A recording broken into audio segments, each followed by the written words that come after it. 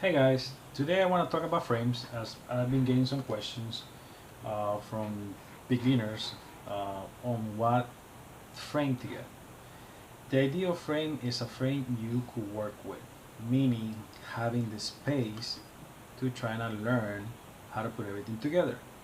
If you buy an X, which is the most popular frame right now, of course, for racing, you don't have you don't have as much space as a CMR 250, which is the popular, which is something like this. It's a lot bigger, and that's usually what I started with. Most of the people will tell you to get a CMR, being cheaper, able to find parts, and pretty much when it comes down to space, as you're learning to put everything together.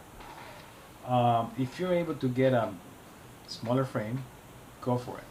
But ideally will be to get a frame that you're able to replace, as nobody wants to admit it, but if you're just starting FPV, honestly, you're gonna break frames. I mean, if you wanna deny that, it's up to you. But from a perspective of somebody that pretty much has been flown for almost a year now, I've broken a few frames. Okay, and it's not that you cannot replace a frame. It's just you wanna try to. The way I see it, honestly, is you wanna spend as much time on the air. You don't wanna be repairing any quad. I mean, if you have multiple ones, it's fine. You're able to fly any of them. But if you go to a park, let's put it as a perspective of somebody that is budget, has a budget in a way. You're not able to get much parts. I mean, if anything, you're gonna be able to get a quad, get a running, get a spare motor, get a few parts as spares, and that's usually your frame. You wanna start working in flying your quad. You wanna start learning your quad. My first quad was a CMR 250 from Scratch Builds. This is the one I have on the site. I will go in more detail into that. I mean, I did get it for 350, and 350 was a bargain for me. The way I saw it was I was getting a build frame ready to fly with a controller, FPV included. I mean, I had everything. I bought that a year ago. I mean, it had changed in price, but the deal, what I like about that is that it came also with a protecting case. Of course, I use it for something else now, but back then, the way I saw it was a complete, kit. I mean, you will find them online, eBay and all that. Just try to do a research. Try to put the parts together. Don't just go and buy the first quad that you see. Put together what they have. Oh, see the motors that they're using. Oh, they're using, whatever motor they're using. Go to Google and Google that motor. How much is that motor? Make the math. And of course, they always want to win something. In this particular quad, you're seeing a win or a cap or, 50 to $80 for the guy to build a quad. It's not a bad profit if you say it, if you put it that way, but, that's his way of pretty much making money. And if you wouldn't mind paying those $80, because even if you get your friends to build it, they probably charge you almost the same, a little more. So I saw it as a bargain. I got into it. I started flying, and of course, you want to change into something small. And what I did, I changed into a new era, 180. Getting all that gear into this was a mission. Okay, and I'm telling you it's a mission because this frame is a 180 and it's very stylish. It was one of my favorite. I mean, those flies awesome. But the thing is that you need to cram a CMR 250, all the wirings, everything that they did into a tiny frame. And of course, you're learning. It's not the same when you put it together. They use a different type of ESCs, connects different. The motors are different. Look at the original motor that I got. It was compared to the motor that I started using, the Emax. It's much bigger. Okay, and then of course I started using Cobras. Back then there were the motors pretty much that everybody wanted. Um, don't base yourself on a hype.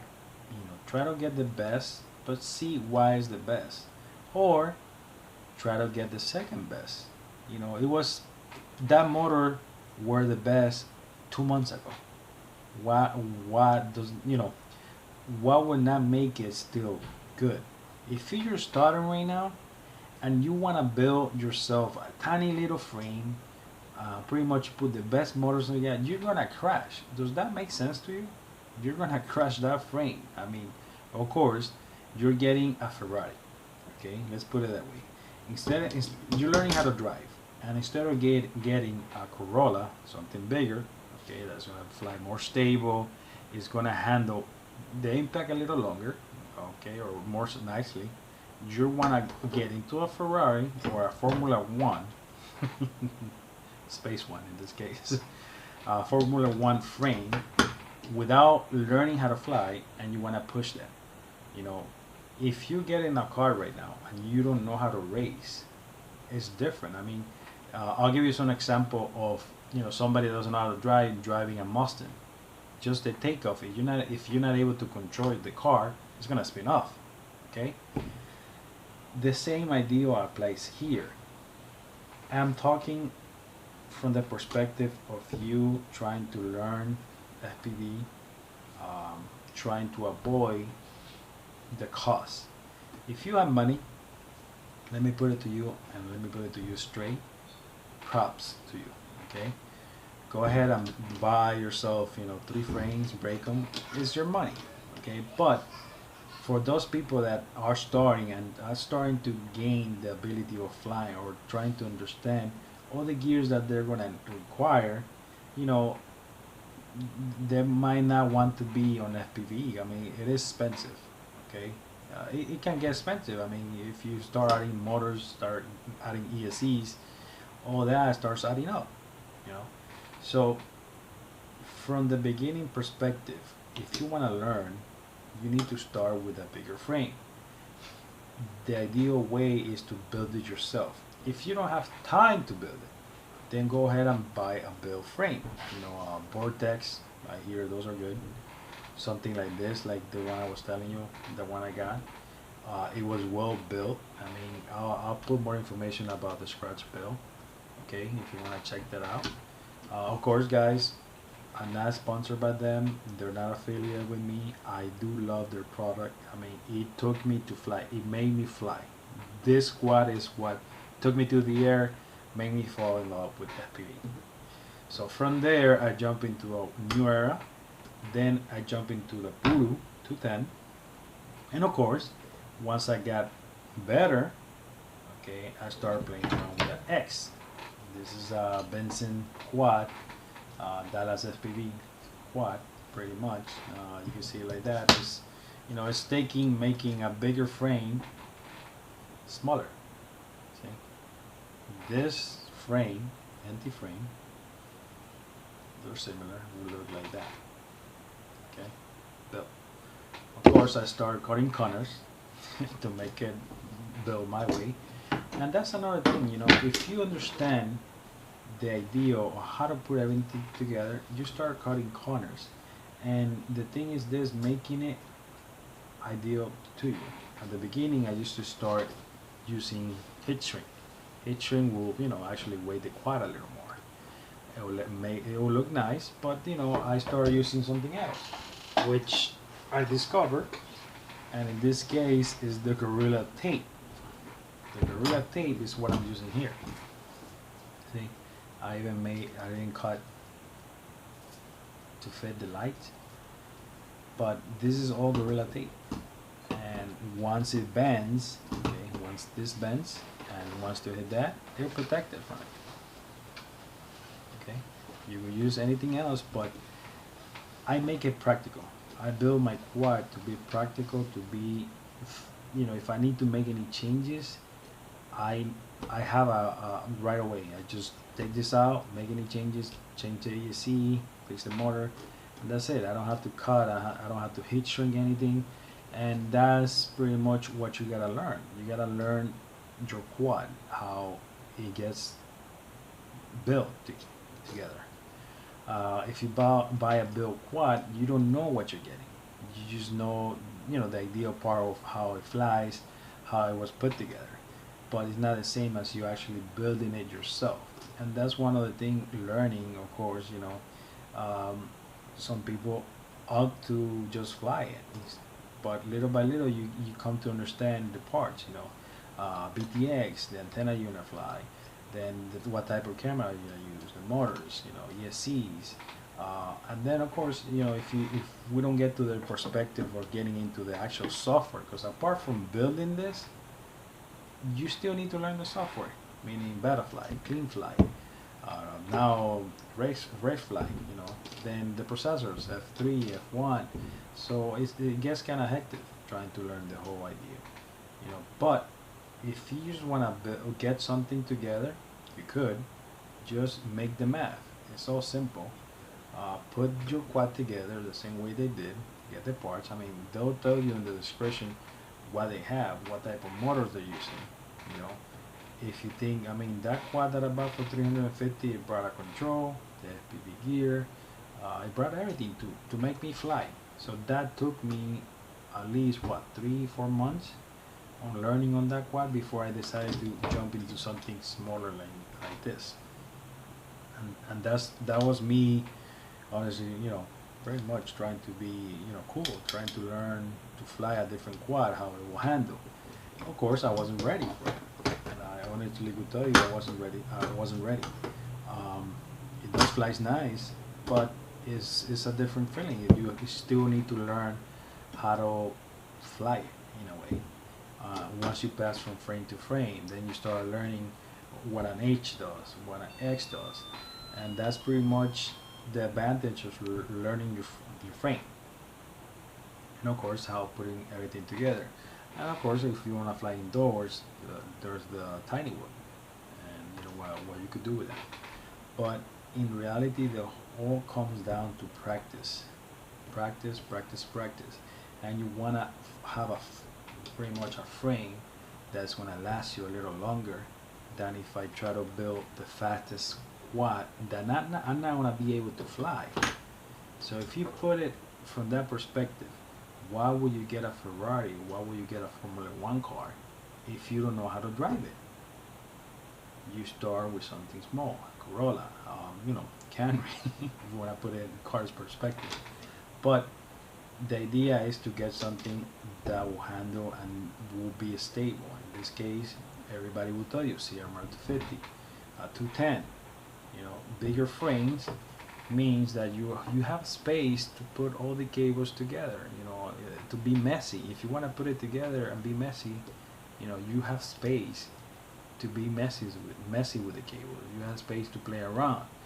Once you go small, 180, then you have to pretty much know how to solder everything and pretty much straight through at times instead of being having space. And of course, that's pretty much all when it comes to frames. Beginners CMR 250 is a cheap frame. You actually get it either for about $12, and then if you want to put it together, it goes up from there depending on the motors, depending on the things you need. But like I said, practice is the ideal key here, guys. It's not the best quad that's gonna get you to run that. I mean, there's no point of getting the faster squad if you're not able to fly it. I mean, it will take longer. You're gonna break a lot of stuff before you're able to fly it. So you want to start with something that's gonna be stable. That's gonna be a base for you to learn what is FPV. Fly line of sight, LOS, and pretty much start from there. Then jump into the smaller frames. If you want to cut the one you have, that's what I did. I pretty much transfer everything to frame. And my X right now has 3 motors, pretty much these 3 right here. They already have around 8 months. And the flight controller that I have is the original flight controller that I changed into my Voodoo actually. So this Dodo F3 board has almost 8 months, okay, and still kicking. So I pretty much have one quad. I'm not gonna tell you that I have multiple quad. This quad is my fiance, Marisol. Marcel now flies at 250, 210, I'm sorry. But that's her quad. And trust me, guys, she doesn't let me touch it. She doesn't like when I touch it. I actually touched it last time and I burned a motor, actually. But that's her quad. This is mine, and I only have one. Okay, that's all it takes. One. I mean, I do have backup motor. I do have one backup motor. I do have a backup ESC, but I try to pretty much stay in the air as much as I can. And you do that by learning your quad. I don't know what other way to put it, but you need to learn what you fly. You don't do nothing by flying this right now, this tomorrow. Okay? If you are starting, you cannot have different frames. You want to have a stable frame where to start and go from there. Because right now, it's not gonna make sense if you fly this or if you fly this. It's not gonna make sense to you because the way they handle, you're not gonna feel it. You're gonna notice the difference, but in perspective, you're not going to understand the difference. How they fly and why is it different on how they fly. You might be able to keep in the air, but from there, you kind of not going to understand why are they different. It's going to take you a while, and of course it took me a while to understand that, to understand why, if I need tuning, why is it going to one side, things like that, that little by little you start getting the feeling, because it's your quad. If you're able to fly it every day or every other day or in the weekends, it's your quad, so you understand your quad, you understand the feeling of your quad. But honestly, there's no other way to emphasize that you need to know or learn your quad. I guess this is it, guys, but for beginners, like I said, Sierra to 50, and then jump into the smaller frame to 10. And of course, if you pretty much like everybody else into racing, X seems to be what's out there, and pretty much depending on what type of X you get. Okay, show that. Depending on what type of X you have, you're gonna feel different. I mean, there's a lot of X, a lot of providers. Just try to get the best for the money, I would say. Don't follow a hype. Understand what you're buying. Understand why that pilot is recommending that frame in a way, and be smart about it. It's your money, but be smart about it. Be smart. The point is being smart enough to try to keep in the air, and that's pretty much what I do. I try to avoid many things. I try to see what I'm gonna buy, and the idea is to keep in the air. The whole point of this is to try to get as much as you can, as much time as you can in the air, and enjoy, guys. That's pretty much it. That's the way I do it. That's the way I'm teaching Marcel, and we both do it. We do enjoy our time flying. It's a stress reliever, at least for me. And that's it, guys. Don't forget to subscribe.